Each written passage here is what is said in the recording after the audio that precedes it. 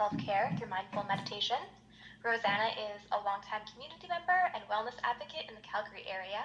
She's worked with schools in Calgary and Tsutsina, the Calgary Women's Shelter, Girl Guides, private companies, and government organizations. So hopefully each of you will leave here with some strategies for managing stress and frustration, be that at work or at home, that you can apply to your life to make things a little better. I'll pass it off to you, Rosanna. Thank you, Raven. Thank you for having me today. I'm going to begin by just sharing some of the science behind mindfulness and meditation, and then we'll do some short practices. So if you've got any experience with meditation, this is going to line up with what you know already, maybe a little bit different. All roads here lead to Rome, so if you're wondering which is better and which is worse, basically anything that you can commit to is better. And so structure it so it fits into your schedule, so it fits with your traditions, and make it work for you. Every culture has a tradition of contemplative practice, and so you can take what you need and leave what you don't need, basically. Let me begin by attempting to share this presentation. Okay. Whoa, I'm on page 9. Hang on, let me get back to the top. So here is a short summary of what we will be doing today. We will be talking about what is mindfulness, meditation. It's secular meditation, so it's different than other types of meditation. And then we will sit in several short practices, and we will talk about how you can cultivate your own personal practice, because that's the important part, is how you can fit this into your busy life. So here is the formal definition of mindfulness. This isn't only something we do while meditating, basically. This is the capacity to be fully present with our actual moment-to-moment experiences, with compassionate attention, and without trying to change anything. So though that sentence summarizes the 3 skills that we train during this practice: equanimity, compassion, and attention. So here is this little cartoon shows, a modern human. Basically, we are very busy in the brain. And we don't need to emulate the happy, peaceful dog, because that's not realistic for humans. We have our amazing, complex, problem-solving brains that are wired this way for a reason. And so we want to work with that rather than try to shut that off. We can't be something that we are not wired to be. So we are complex, we're problem solvers, we're creative, and we are also very busy. The issue comes is when when that busyness doesn't leave any space for rest or for real creativity, and we can find ourselves in a constant state of flight, fight, and freeze. And of course that is not very helpful for any of our relationships, personal, professional, and so on. So the skills trained by mindfulness meditation are cornerstones for all types of relationships. And in working with children, school boards that I'm working with are understanding that this isn't something we can just expect kids to do once they've reached adulthood. It's something that the school system is trying to invest in from a younger age, is how to teach, how do we get along? How do we control our temper? How do we not hit one another? And there's certain ways to do that involve impulse control and emotional regulation, and the ability to focus on things other than our immediate hot emotions. Otherwise, we're kind of wagged by the tail, and we want to get out of that cycle. So those are some of the benefits of mindfulness. The meditation, of course, is not a replacement for workplace problems, home problems. Meditation is not religion. It's not emptying your mind to be one with the universe or making yourself calm. And often I'd find when I started working with the Calgary Gate kids, those are children that are in the Gifted and Talented Education Program. It's kind of a pompous name, and creates many unreasonable, unhealthy expectations from parents who have spent a lot of money getting their kids in this program to kids who are constantly feeling like if they're not perfect, then that's it. They're finished. So the parents had hired me to do mindfulness meditation with the kids so they could be better test takers, right? And so that's one of the side effects of a long-term practice, is that we become more skillful at responding to stress. But the purpose of it can't be training people to function like robots, because that is not, that's just not going to work. So, your expectations need to be reasonable with something like this. And like I mentioned before, not all flavors will be suitable for everybody. So take from this what works for you and adapt it to your own personal, cultural, spiritual traditions so that you have contemplative time to sit with yourself. Meditation and mindfulness meditation in particular are one of many mental health and wellness strategies. I've been working with companies who are putting in place yoga programs, sound baths, you name it, all sorts of stuff to try and help us respond more skillfully to the challenges of day-to-day life. And, the pandemic hasn't helped with that. I feel like most people's crazy is on the outside now, and lots of people are pretty stressed out all the time. We look at each other instead of as a community, we look at each other as a potential threat, and that seems to be default now. And how do we navigate that? Because that changes us inside. That causes a lot of low-grade stress that we just don't shut off. So I've talked about this first point here. Anxiety and busyness are the new normal. You, of course, know this and don't need me to tell you more about that. I'm sure you are living proof of that. Some people that try this work are reluctant, and they say, I'm not good at meditating. It's not relaxing. I have to go running to relax or whatever. So this isn't for relaxation, although one of the benefits is relaxation as we learn to manage our emotions, and particularly the hot ones, anger, stress, fear, a sense of victimization. As we learn to unpack those and manage them more skillfully, then we feel relaxed, right? But we don't do this to relax, because there's a big onion there to peel. Some people who tell me they're just not good at meditating, this, like any other mental or physical discipline, is a skill that builds with practice, with regularity. So it's just like running or learning an instrument. You need to practice, and your benefits come from the confidence and competence that arises as you give something your time and develop mastery. Like everything else that we do, this fits our way of learning and receiving benefit from learning.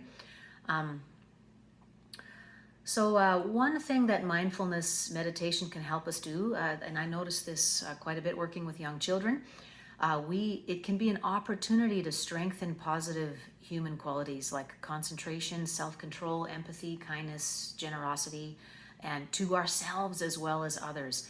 So often we are much more critical of ourselves than we are of others, and that can snowball into perfectionism and other types of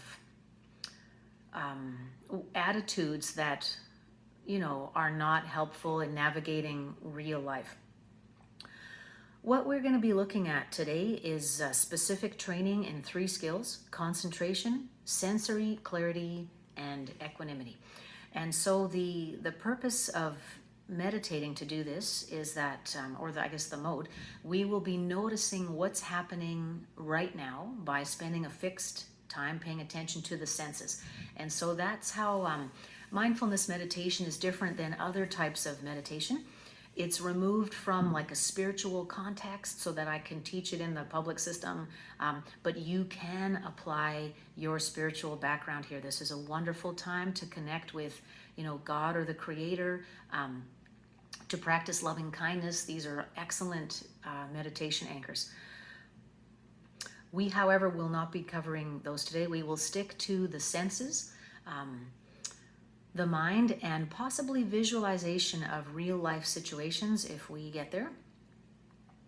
So most high performance athletes and professionals like musicians that I work with, visualization of high stress situations is really key to successful performance.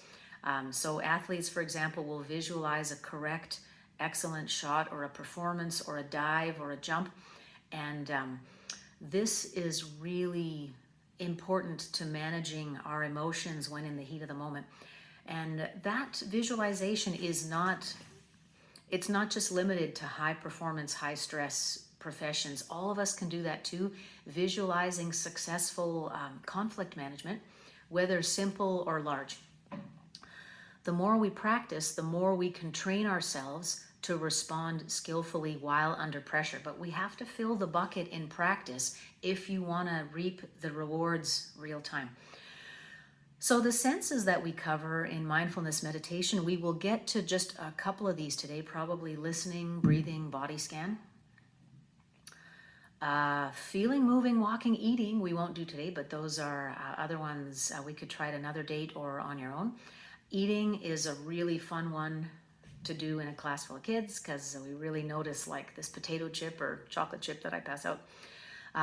The mindfulness of the mind is really important for managing our stress. So paying attention to our emotions, our thoughts, and labeling them.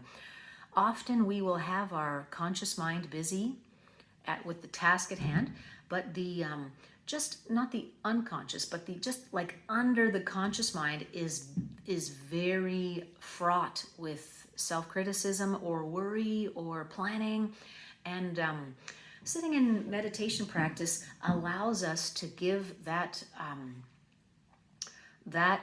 what should I call that, the underconscious, the sub, it's not sub like all the way down, it's just kind of the chatter that is not right at the top of your task list. So we want to start noticing that chatter so that we can understand ourselves better. The perspective of a meditator is that I am responsible for my physical and emotional well-being, and I need to get to know myself pretty well to be accountable. So it's about developing awareness so we can be resilient and responsible and self-sufficient. Doesn't mean we can't ask for help, but it helps us understand, what do we need. So heartfulness, conflict management, visualizations, we may get into that. When to meditate, how often, how long. So often new students are looking for the recipe to make this perfect, and so I can do it right, so I can be calm and be a work robot, and none of that is generally realistic.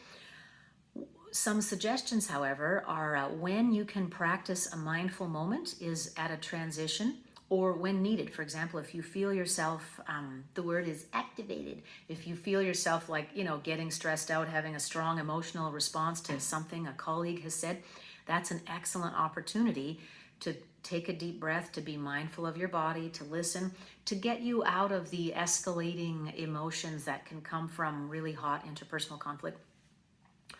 Transition times would be like, while you're driving to work or taking transit, while you're changing activities. So working in the school system, a good time to meditate would be right after lunch or right after gym, just to, bring things down. And how often? The frequency is really important. The length, not so important in the beginning, but the more you give this in terms of frequency, if you can spend a few moments every day, whether it's when you first wake up or on your way to sleep, whether it's while you're driving or for maybe a couple minutes of each drive, the more frequently you can practice having a few mindful moments, the more you will fill up your bucket with potential rewards that you can reap while you're under stress. The length of time is always a concern, and basically if all you've got is a few moments, then that's got to be good enough. You have to make it work for you. The benefits you reap from longer practice become quite significant, and if you've ever followed any meditators, you'll have heard them say something like, I can't even get through the day unless I make time to meditate for 30 minutes or something. It really saves me a lot of time. And so as you experience benefits and as you get skillful in sitting and practice, you will notice that too, that longer sits become easier and more rewarding and very, very helpful. However, many people can't make the time for that. And so you got to do what you got to do so that you can reap some of the benefits of this tradition. A little humor here. I love this slide. What you're looking for is already inside you. Go deeper. So we need to keep this light and playful and not be too serious or punitive. You're going to mess up. You're going to forget, and you know, that's life. We make errors and we forgive and correct and redo, right? So, you know, don't expect this to be perfect. Otherwise, you can't start. We have to begin somewhere, and we have to allow ourselves room to make mistakes and recover. And that is one of the pillars of meditation practice, is the self-compassion, to acknowledge when we haven't done as the best that we could, but to try again without the sense of you know, self-punitive criticism that can be catastrophic and fit into old mental patterns. Alrighty, I have lots of podcasts up at this website. You are free to contact me at any time if you want more information. Or just have a specific question about setting up your own personal practice or anything like that, please feel free to email me. I've got lots of free meditations for the community. They are weekly, virtual, every Sunday morning, twice a month in person. In the summer, we meet outside and, you know, we meditate in the park and stuff like that. So feel free to join any of these practices. Just email me and I'll send you out the virtual access information and the schedule. Okay, I'm going to close the share now, if I can figure out how. Let's see, little X, voila. Did that work? Can you guys see me? Yep, that worked. Okay, cool. Alrighty, I am going to lead us in some meditation now. So that was all the talking. Now we're going to be meditating. And the first anchor that we sit with in mindfulness meditation is our own bodies. So this anchor I'll refer to as the mindful body, and I'll say, let's get into the mindful body. And so what that means is just sit in a posture that's strong and straight. So not rigid, like we've got to be able to be flexible and hold the posture in an easy way.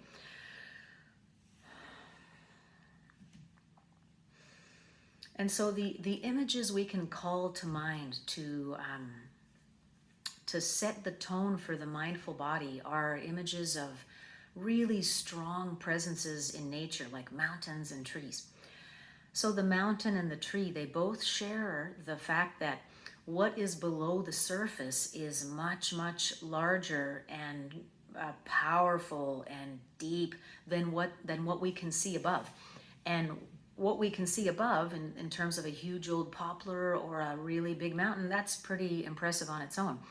But just imagine the root system of one of those giant poplars. It might extend out 100 meters in many directions. Or the base of a mountain, perhaps down to the mantle of the earth, right? It's an enormous amount of presence and stability and power that's quiet, that's unnoticed, but really important to the functioning of the planet. Similarly, the analogy is that we carry a lot inside us that's not visible on the surface. And a lot inside us is strong and resilient, and we want to tap into that sense of a very deep well of reserves.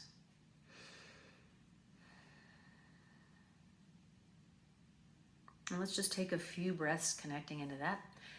If you're in a chair, you can have your hands on your table or in your lap, just relaxed. If you're on the floor, sit comfortably, whether it's cross-legged or legs out. You need to be comfortable.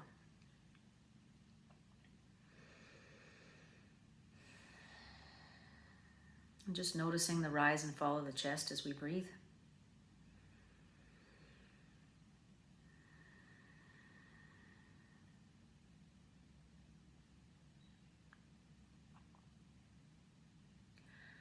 Again, reminding ourselves of what we share with these very powerful icons in nature, the tree and mountain.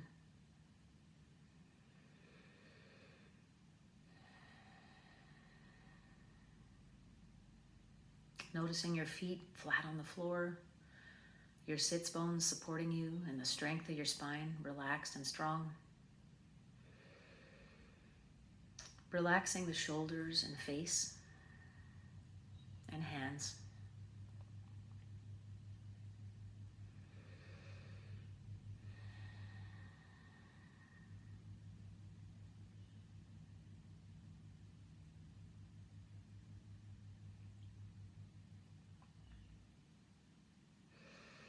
So this is how we begin practice, is let's get into the mindful body. It's like a costume of strength that we put on, of ease.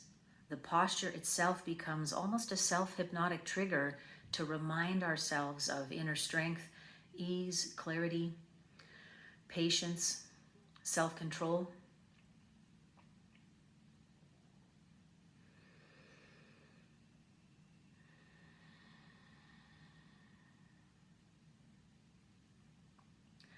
And at this point, let's segue into a second anchor, which is the body scan. So many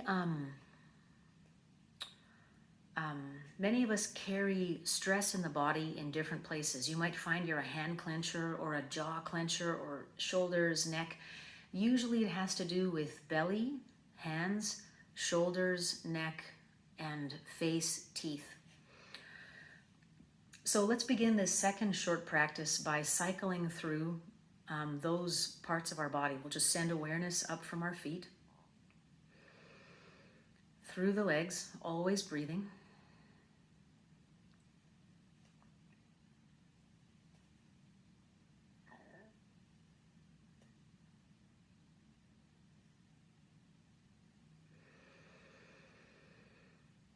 Relaxing the belly.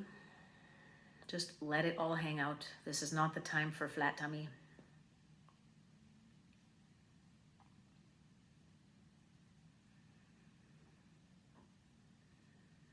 Relaxing the hands. And sending awareness up through the torso, relaxing the shoulders and face.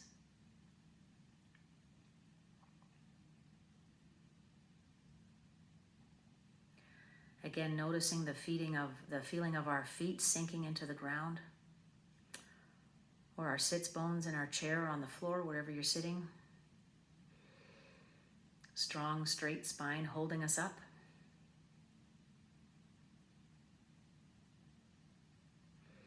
Relaxing the neck and face.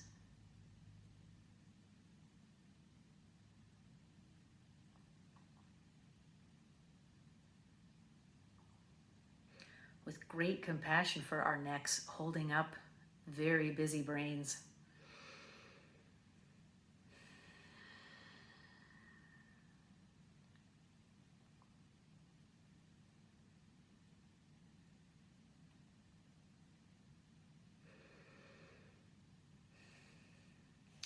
So that's our second short anchor, and I think, let me look at the clock, I think we meditated for like 5 minutes, so congratulations. As you can see, the process of this has nothing to do with emptying your mind to become calm or one with the universe. We give our brains, our very busy brains, a really specific job, and we stick to it for a short time. As we progress, we mix up the anchors, so your brain's always got something to do. If you're kind of bored with one, you move on to another. If you only have a couple minutes, you already have 2 anchors that you can work with for easily that amount of time.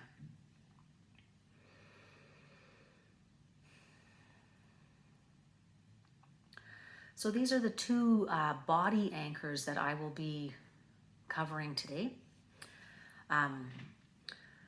Where can you use these short practices? Basically anywhere. They are for stationary or active use. You don't have to be sitting still to observe your body, to observe your posture. The key is the mindfulness of it. We are inhaling and exhaling, noticing what's going on inside me, and connecting to a great sense of strength that lies within through the images of our powerful trees and mountains and nature.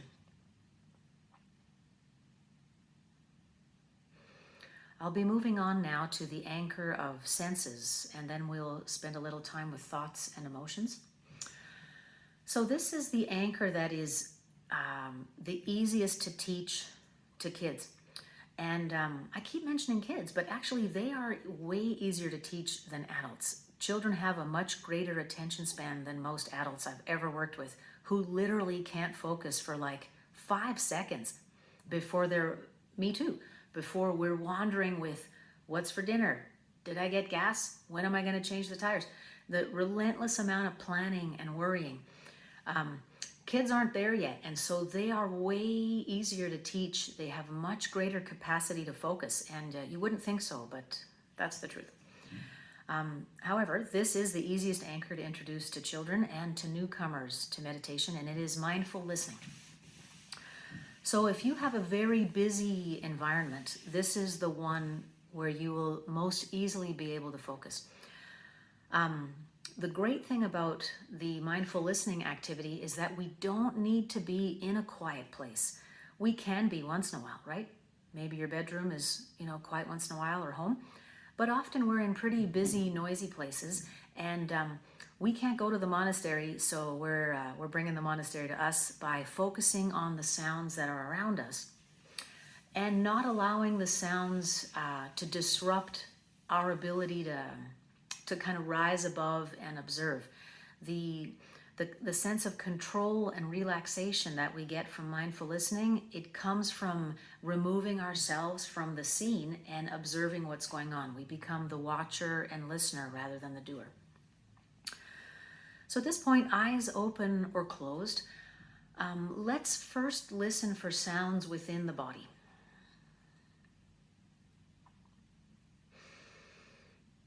And that can be the sound of breathing, swallowing. Maybe you can sort of hear your heartbeat. Shuffling in your chair, wiggling, your squeaky tires rolling if you're in an office chair, something like that. The sounds aren't good or bad, they just are, and we are cataloging them.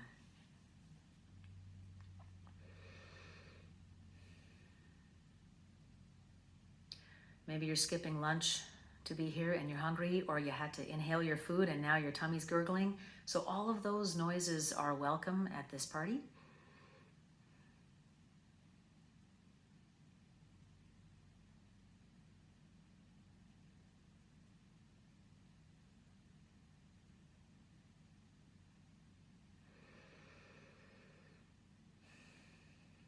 If you happen to be holding your breath, make sure you're breathing. And while we are doing this listening activity, checking in with the body, remembering the strength and straightness of the body, checking in if the hands are relaxed and the face is relaxed, cycling through the body with awareness.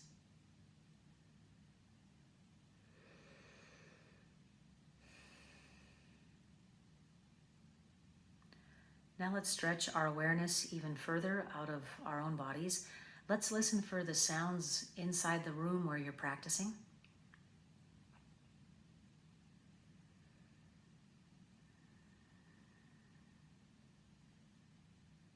Perhaps it's the hum of a laptop or, heating vents.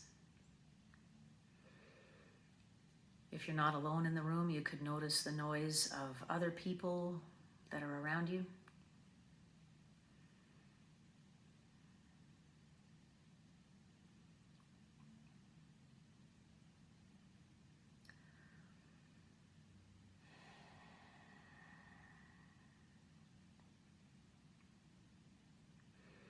And stretching out our awareness even further outside of our practice rooms, perhaps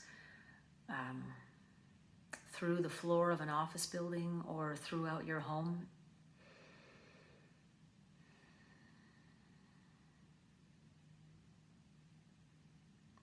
If your husband or wife is also telecommuting, maybe you can hear what they're up to.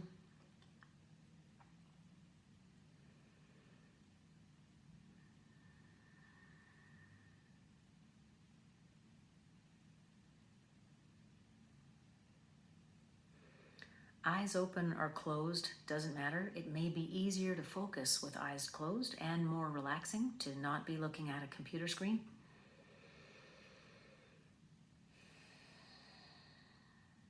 Remembering to breathe, to relax the hands and face. And finally, stretching out our awareness to sounds outside of the building where we're in. Perhaps you can hear traffic on the street, animals,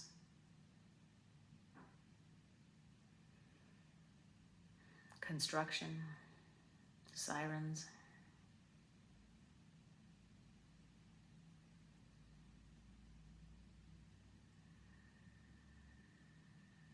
Stretching out our awareness further, imagining the busy lives of all those people and animals making all that noise. They're just as busy as we are.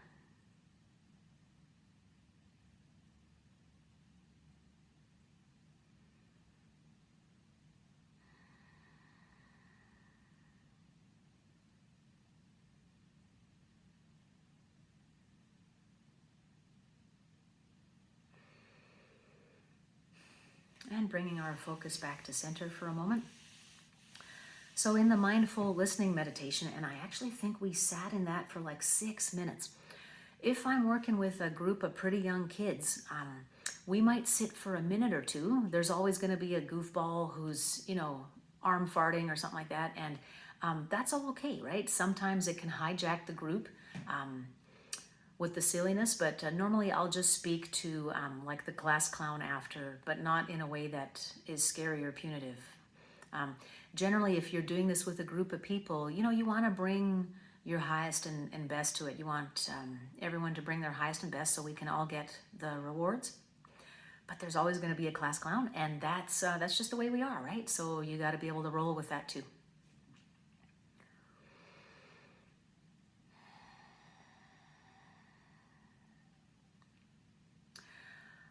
Generally, when teaching this practice, usually a sense of stillness falls on a room when it's in person, and it really changes the tone of our practice, because we finally realize that even in a group of people,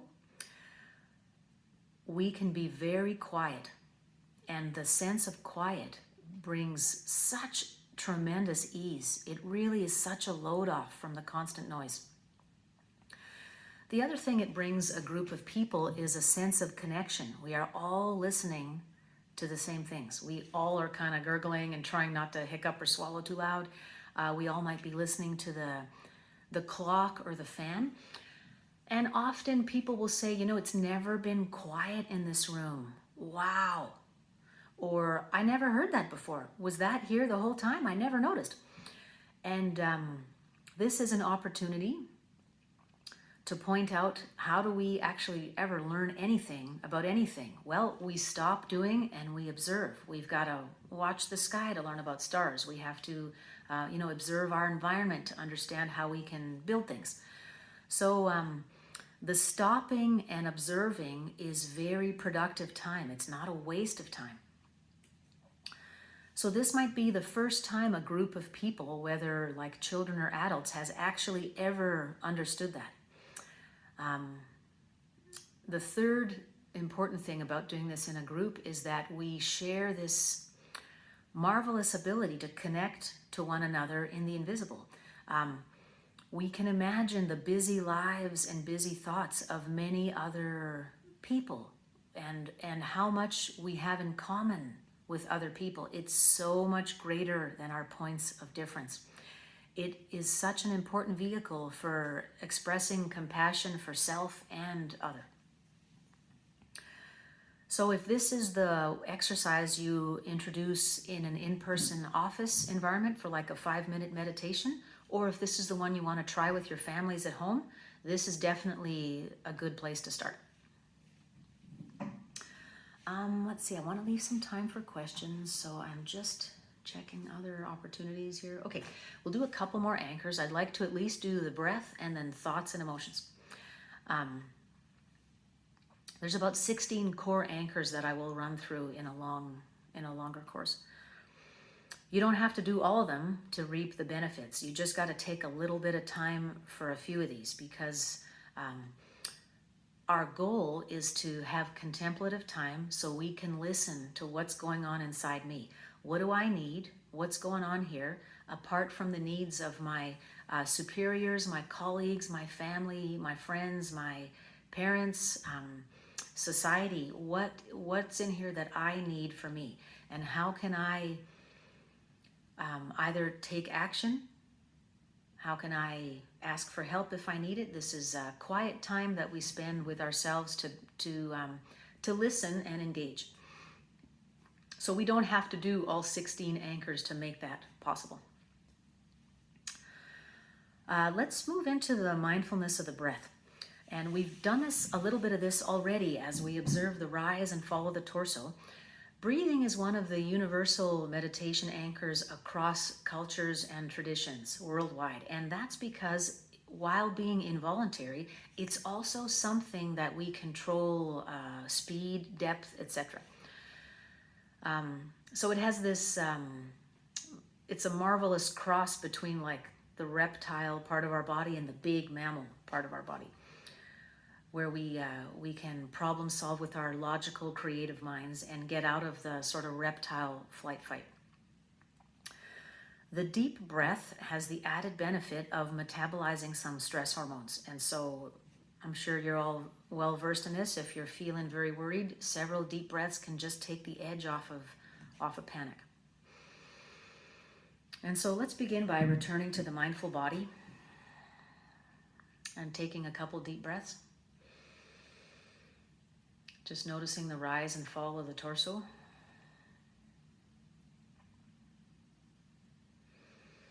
Relaxing the belly.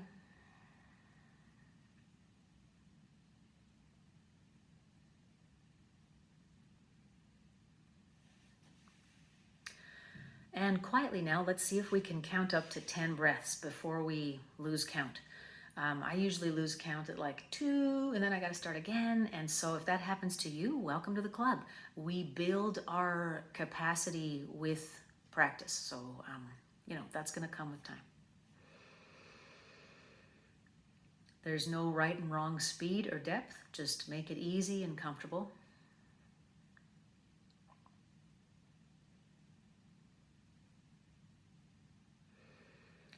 Generally, with more practice, your breathing will get slower and deeper.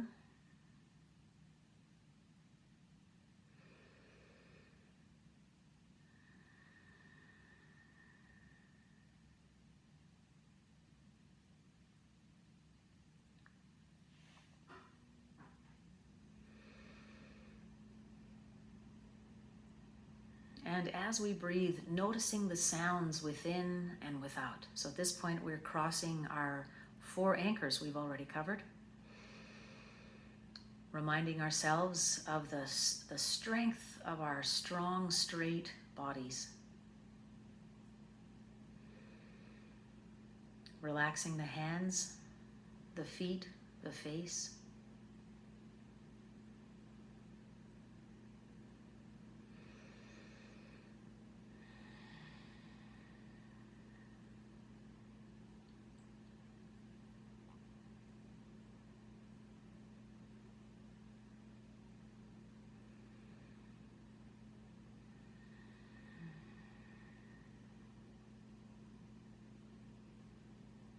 And we'll take a few more deep breaths together in silence. The deep breath also becomes a self-hypnotic trigger for relaxation under stress. And the thing about these triggers is you got to practice them when you're not in a stressful situation in order to reap the benefits.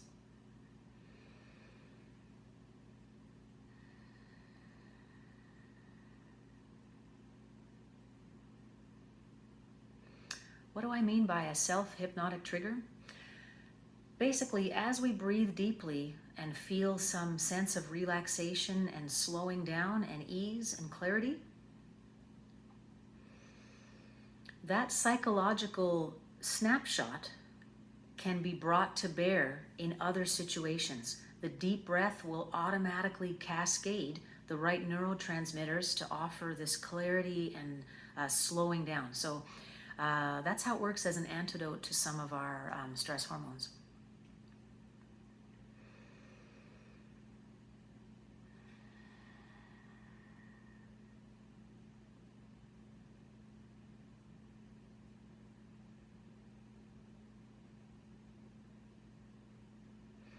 Is the deep breath going to solve all problems? No, but it can give us an edge in the event of severe pain, severe grief, a potential panic attack. You can diffuse some of our more extreme emotional situations, just keeping yourself from going over the edge with the deep breathing.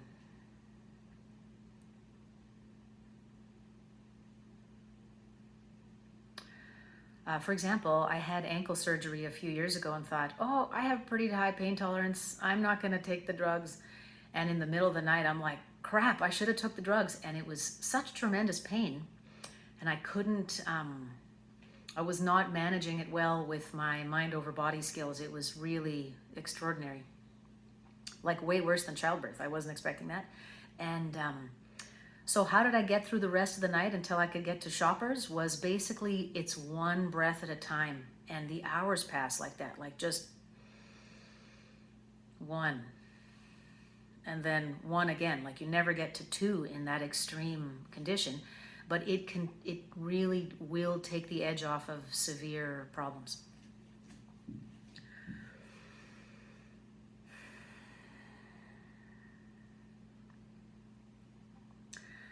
At this point, we are often feeling pretty relaxed, pretty easy. Everything can seem to have slowed down a little bit. Or it can be the opposite. You're bored, you're sleepy, you're itching to get out of here, you've got to get back to work, this is a big waste of time. Yes, all of that is welcome. We will all feel that sometimes. I feel that way as well sometimes. So noticing what's happening is the important part, not fixing the feelings. If I'm working with a group of kids, they are most honest when I say, how do you feel after this deep breathing?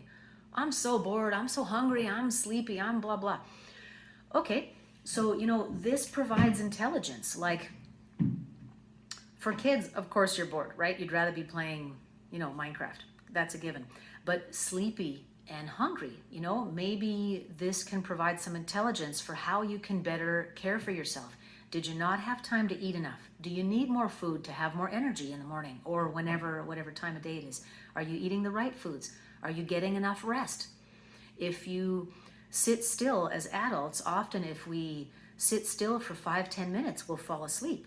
I don't remember the last time I've been able to actually read a book because I just fall asleep.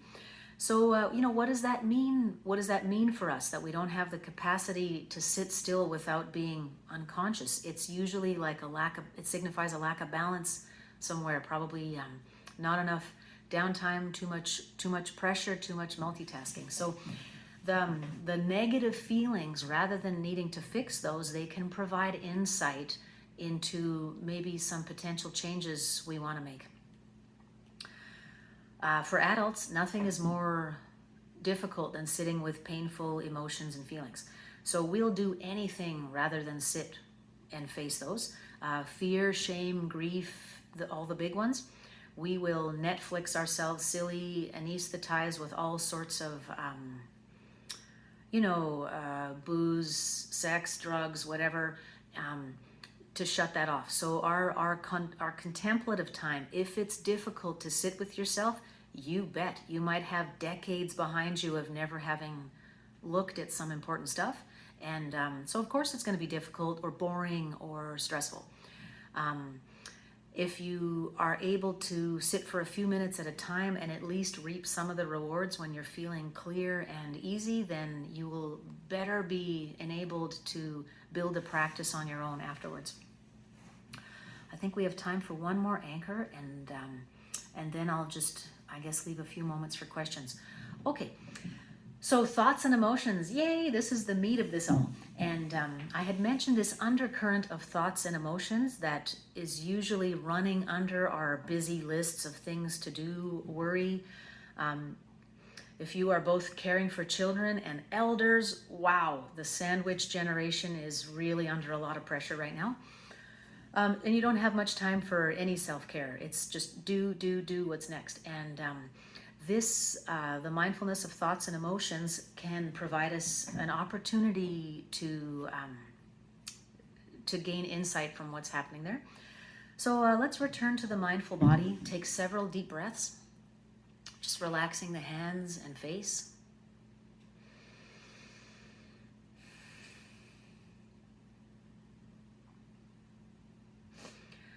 Now, what we will do is sit with our anchors, the body, the breath, the listening. Moving through these, whichever is easiest for you is great. And if you want to bounce around, that's great too. We have lots to do while meditating. Our minds can be very, very busy. At this point, observe any thoughts. I'm just going to mix these two up. Normally I separate them actually, but since we're short on time, I'll mix them up. Thoughts or emotions that arise. And the way we can visualize this is the breath. Our consciousness is a river that's flowing, and things flow along with it and interrupt the flow. Big logs, rocks. And so we observe those, but allow them to pass. We don't get hijacked down the tangent. We return to the breath or another anchor.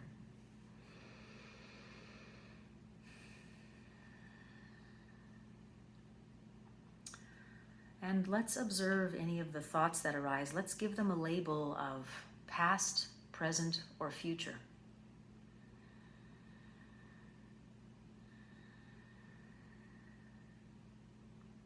Perhaps I'm worrying about someone.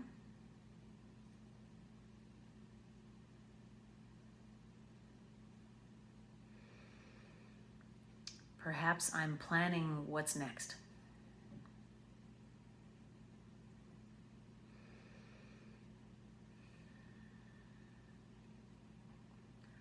Perhaps I'm just enjoying the rise and fall of the torso.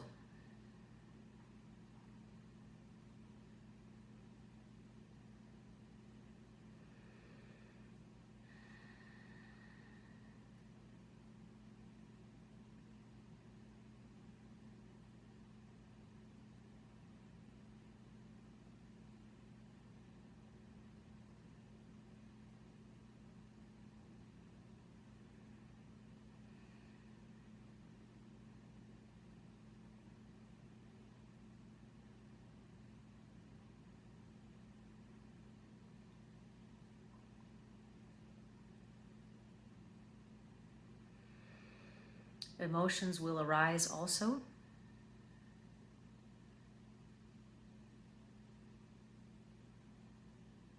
Perhaps worry.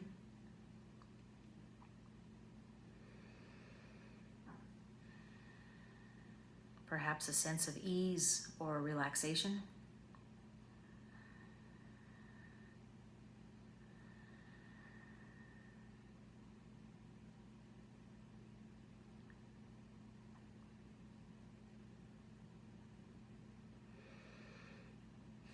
Look for the big ones too. I'm not good enough.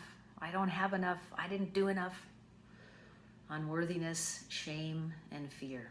Those are our big ones. And look and listen for that story that we can often relentlessly tell ourselves.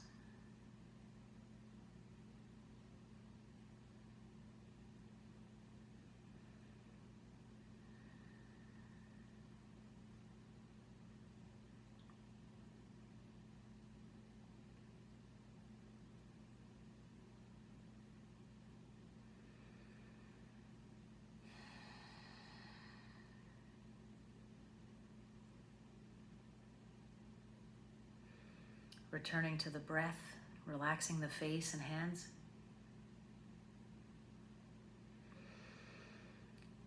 Noticing any thoughts and emotions that arise that you might want to unpack a little bit later on. Feel free to stop and make a note.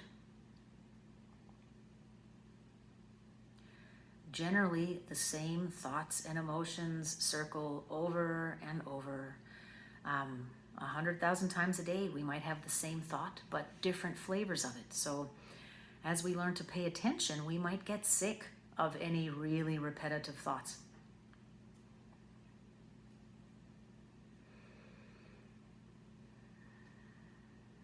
And so if you take a moment to jot it down, better out than in, you'll more easily be able to practice, and then you can return to that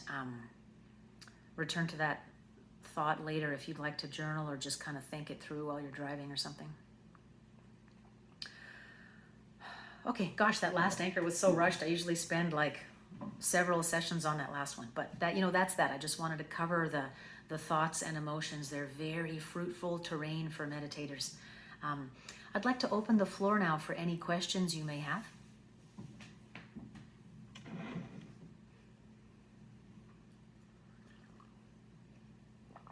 And I think we can type in chat here, right? So please feel free to send them in the chat or just speak aloud if you like.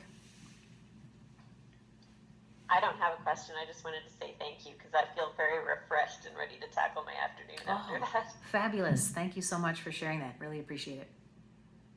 I feel as well. You have a question there? Go ahead. Sure. I think you mentioned it, but what were the main benefits or purpose of mindfulness? Is it the measure? Is it you're supposed to feel more relaxed in the long run? Is that it? So there's a ton of physiological, emotional, psychological benefits. Basically, every type of benefit you can imagine, it comes from this. More gray matter in the brain, more time spent in like delta wave rather than alpha gamma. There's all sorts of stuff. More skillful response to stress, lowers blood pressure, you name it. There's like endless amounts. In America at least, there is 40 plus years of research documenting the physiological and psychological benefits of mindfulness meditation. The key ones that I talked about today are more skillful responses to stress. And so that brings in like better performance under anxiety, better relations with colleagues, family, friends, better sense of self-esteem and self-respect because when you lose your cool, you feel terrible, right? And so those are the key benefits. Not so much relaxing, although that definitely will happen as you develop skill. The key one is the more skillful ability to respond to all sorts of pressures in life. Is that helpful? I can also send some additional information. There's just too much science for me to even get into, but like the whole gray matter in the brain thing is the increased plasticity. It's quite remarkable. It's a marvelous medicine.